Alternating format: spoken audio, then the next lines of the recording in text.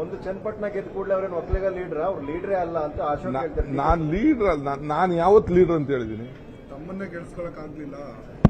ಹೌದಪ್ಪ, ನಾವು ಗೆಲ್ಸ್ಕೊಳಕ್ ಆಗ್ಲಿಲ್ಲ. ನೀನು ಅಶೋಕಣ್ಣ ನನಗಿಂತ ದೊಡ್ಡವನು ಚಿಕ್ಕವನು ಗೊತ್ತಿಲ್ಲ, ನನಗೆ ದೊಡ್ಡವರು ಇರ್ಬೋದು. ಅಶೋಕಣ್ಣ, ನೀನ್ ಕನಕಪುರಕ್ಕೆ ಬಂದು ಎಷ್ಟು ಡೆಪಾಸಿಟ್ ತಗೊಂಡಪ್ಪ? ಬಂದಿದ್ದಲ್ಲ ಹೋಮ್ ಮಿನಿಸ್ಟರ್, ಯಾರು ನಿಂತಿದ್ದು? ರೆವಿನ್ಯೂ ಮಿನಿಸ್ಟರ್ ಇರಬೇಕು. ರೆವಿನ್ಯೂ ಮಿನಿಸ್ಟರ್ ನೀನ್ ಬಂದಿದ್ದಲ್ಲಪ್ಪ ನನ್ನ ಮೇಲೆ ಕುಸ್ತಿ ಮಾಡ್ತೀನಿ ಅಂತ, ಭಿಕ್ಷೆ ಹೊಡಿತೀನಿ ಅಂತ ಬಂದಿದ್ದಲ್ಲಪ್ಪ.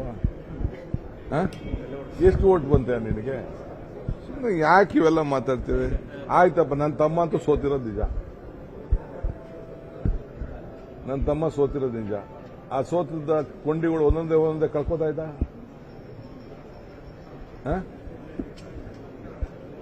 ಅವರ ಏನೇನು ಇತಿಹಾಸಗಳಿದೆ ನಾನು ಹೇಳಕ್ ಗೊತ್ತಾ ಇರಲಿಲ್ಲ.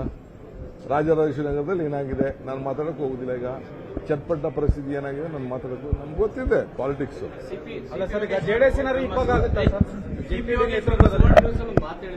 ಕಾಂಗ್ರೆಸ್ ಅಧ್ಯಕ್ಷರು ಅಥವಾ ಕಾಂಗ್ರೆಸ್ ಪಕ್ಷ ನನಗೆ ಏನಾದ್ರು ಪರ್ಮಿಷನ್ ಕೊಟ್ರೆ ಒಂದು ತಿಂಗಳಲ್ಲಿ ಜೆಡಿಎಸ್ ಶಾಸಕರನ್ನ ಕರ್ಕೊಂಡು ಬರ್ತೀನಿ, ಅದೇನು ದೊಡ್ಡ ಟಾಸ್ಕ್ ಅಲ್ಲ ನನಗೆ ಅಂತ. ಎಲ್ಲ ನೋಡಪ್ಪ, ನನಗೆ ಅದು ಗೊತ್ತಿಲ್ಲ. ನಾನು ಅದಕ್ಕೆ ಸದ್ಯಕ್ಕೆ ನಮಗೆ ಈಗ ಅದ್ರ ಬಗ್ಗೆ ನಾನು ಮಾತಾಡಕ್ಕೆ ಹೋಗುದಿಲ್ಲ.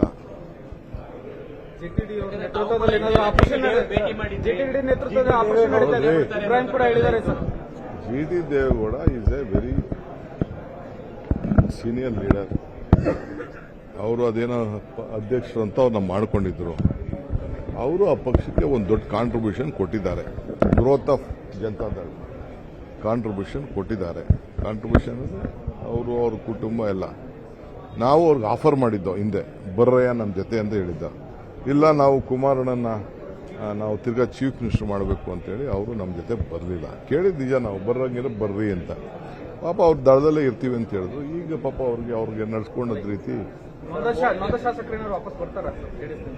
ಅದು ನನ್ನ ಹತ್ರ ಇನ್ನ ಚರ್ಚೆ ಮಾಡಿಲ್ಲ ಯಾರು. ಮೂಡ ವಿಚಾರದಲ್ಲಿ ಸರ್ ಲೋಕಾಯುಕ್ತ ವರದಿ ಒಂದು ಲೀಕ್ ಆಗಿದೆ. 144 ಫೈಲಿನ ಒಬ್ಬ IAS ಅಧಿಕಾರಿ ಬಂದು ಎತ್ಕೊಂಡು ಹೋಗಿದ್ದಾರೆ.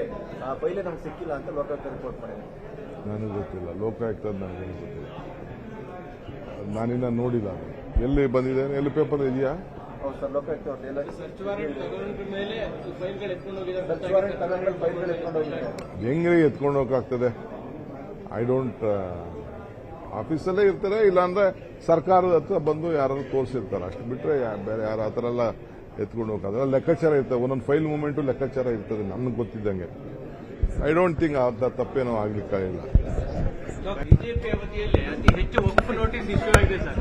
ಬಿಜೆಪಿ ಅವಧಿಯಲ್ಲೇ ಅತಿ ಹೆಚ್ಚು ವಕ್ಫ್ ನೋಟಿಸ್ ಇಶ್ಯೂ ಆಗಿದೆ.